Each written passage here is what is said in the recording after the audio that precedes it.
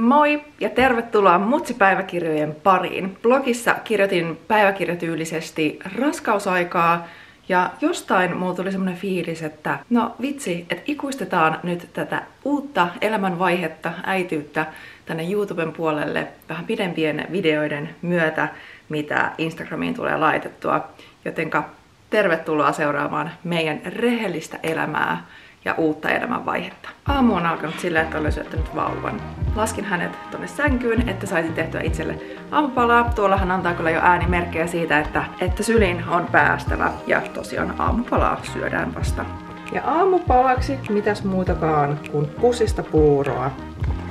Ei vaan vitsi. No niin. Ja puuro paloi pohjaan. Perus on mulla sentään puuroon vähän puolukoita ja jogurttia ja kahvi. Sehän juodaan tässä uudessa elämänvaiheessa tietenkin aina mikron kautta. Ja vaikka sä kuinka luulit syöttänees oman lapsen, ehkä taustalta kuulette, lisää on saatava. Joo, mä kuulin sut. Mennään syömään lisää, mennään. Saat ruokaa. Täällä ollaan. Ei hätää, täällä ollaan. Aamujen parhautta on se, kun tässä syötetään lasta ja katsotaan huomenta Suomea. Mä oon aina ajatellut, että ihmiset, jotka saa lapsia, niin ne jotenkin vanhenee yhtäkkiä hirveästi. Niin nyt mä oon se, joka on vanhentunut, juo tässä mikron kautta käytettyä aamukahvia ja katsoo huomenta Suomea.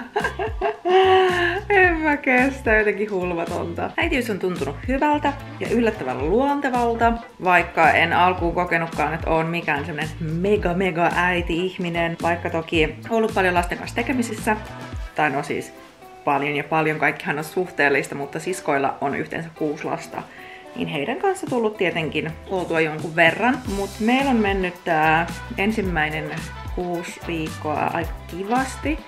Yllättävän kivasti. Siis neuvolassa kysyttiin, että onko joku asia tässä lapsiarjessa tai vauva-arjessa yllättänyt, ja siihen mä vastasinkin, että joo on, että se kuinka kivaa ja ihanaa meillä on yhdessä. Vaikka ton ääneen sanominen kuulostaa siltä, että ei olisi jotenkin halunnut tätä tai olisi jotenkin odottanut, että kaikki olisi ihan kauheata. Ei, siitä ei ole kyse, vaan siitä, että on aidosti oikeasti ollut tosi kivaa ja ihanaa ja mukavaa yhdessä. Vaikka meillä tällä hetkellä yöt on mitä on, me herätään noin 2 tunnin välein, joskus useamminkin, niin luojan kiitos, tällä hetkellä tää lapsi on suhteellisen helppo päivisin, niin jaksaa paremmin. Jos kauheita, jos yöt olisi tosi repaleisia ja päivät olisi pelkkää kitinää, niin voisi ehkä alkaa vähän pää hajoamaan, mutta päivät ne ollaan sitten aivan ihania. Mulla oli tosiaan vähän haastavampi synnytys, josta palautuminen on vienyt tosi kauan aikaa. Vieläkään ei olla ihan täysin tietyissä asioissa palauduttu. Semmoisissa suurimmissa asioissa ollaan. Ja nyt kaikkien haasteiden jälkeen mä päätin, että tämä on se viikko, kun mä palaan treenien pariin. Ja tätä on odotettu kuin kuuta nousevaa oikeasti siis koko raskauden ajan. Mä vaan ootin sitä, että synnytys on ohi, saadaan rakas lapsi tähän maailmaan ja mä pääsen palaamaan treenien pariin, mut eihän se tietenkään näin mennyt. Sen verran tuli kaikenlaisia komplikaatioita, että edelleenkin näin reilu 6 viikkoa synnytyksestä palautuminen on kesken, vaikka ulkoinen fyysinen palautuminen tapahtuikin ihan siis viikossa, mutta kaikki muu palautuminen on vienyt aikaa. Mutta joka tapauksessa tänään starttaillaan treenit. Totta kai kevyesti, mutta kuitenkin. Tää on siis hulvatonta. Aina kun tää on syönyt, tää tunkee pään tonne kainaloon. Mä aina mietin, että saako niinku happea tuolla, mutta tonne se aina parkkeeraa. Ja nyt, kun mä yritän tän siirtää, niin pommin varmana tää herää. Sanokaa mun sanoneen.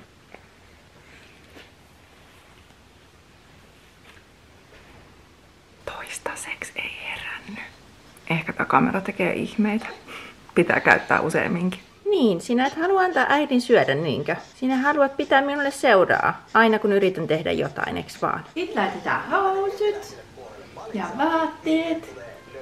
Ja sitten me ollaan valmiita päivään, ollaanko? Ollaanko niin? Ihana hymy.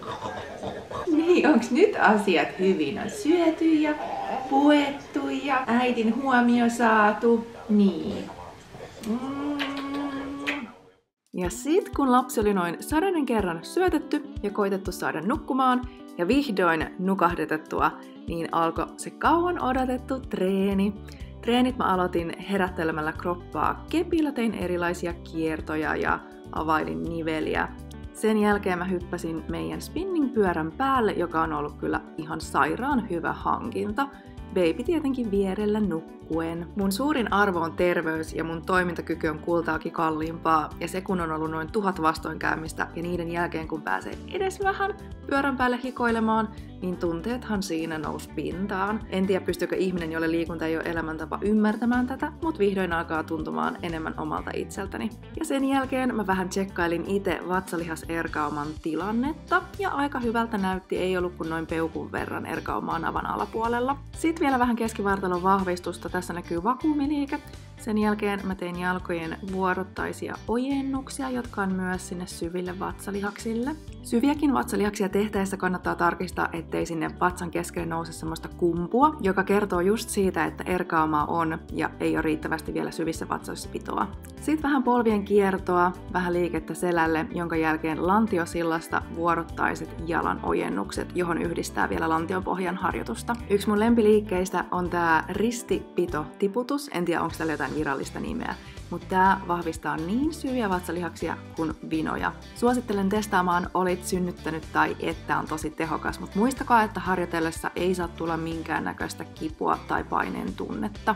Kaikki harjoittelu tulisi olla kivutonta. Sen jälkeen mä tein tätä dynaamista kylkilankkua lonkan loitonnus- ja ulkokierrolla, johon voi yhdistää halutessaan myös minikumpparin. Sen jälkeen kylkilankkuasennosta käden kiertoa ja luonnollisesti tein myös kummallekin kyljelle, vaikka tässä videossa sitä ei nyt näy. Myös tauotukset on tärkeitä. Annoin keskivartalo vähän huilahtaa ja otin selälle kiertoliikettä. Vaikka on pientä liikettä, niin kyllä siinä pitkän tauon jälkeen syke nousee. Sitten mä vähän hengittelin, kunnes... Siis kattokaa! Treenin aikana alkoi sataa lunta.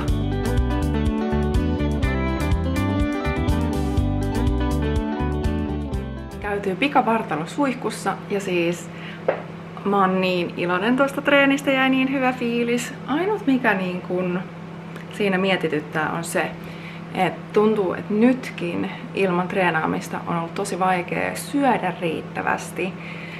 Puhumattakaan kun lisää liikkumista tulee enemmän kalorin tarvetta, niin miten tässä vauva-arjessa onnistuu siis saada riittävästi energiaa, jotta siitä treenistä on jotain hyötyä. Mutta tänään oli onneksi valmista ruokaa jääkaapissa, niin koitan syödä ennen kuin toi vauveli tuolta herää. Mutta ei ole ollut paljon haasteita, mutta tosiaan tämä ruokailuasia on sellainen suurin haaste tällä hetkellä meillä, että saa riittävästi safkaa. Tänään meillä on vauvan kanssa ensimmäinen yhteinen PR-tapahtuma. Hauskaa tekemistä kotoilun vastapainoksi. Mä tuolla Instagramissa sanoinkin, että vaikka meillä on ihanaa, niin mä oon sen verran aktiivinen, että kun puoliso on jo palannut töihin, ei ole ihan hirveästi mitään äitikavereita, niin, ja kun ei pääse itse vielä niin täyspainoisesti treenaamaan, mihin on tottunut, niin siis ajoittain kotoilu käy aavistuksen tylsäksi ja kaipaa just tekemistä tämän oman kodin ja 4 seinän sisän ulkopuolelle. Niin ihan hauska mennä pyörähtää tuommoiseen PR-tapahtumaan.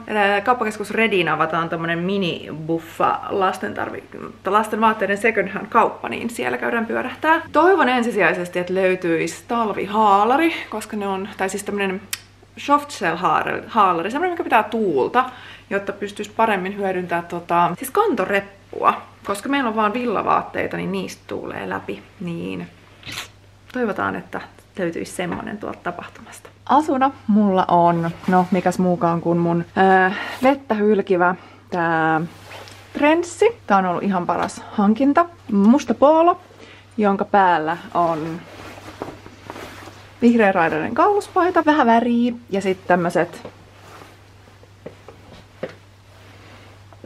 mustat leveälhakeiset housut ja lenkkarit,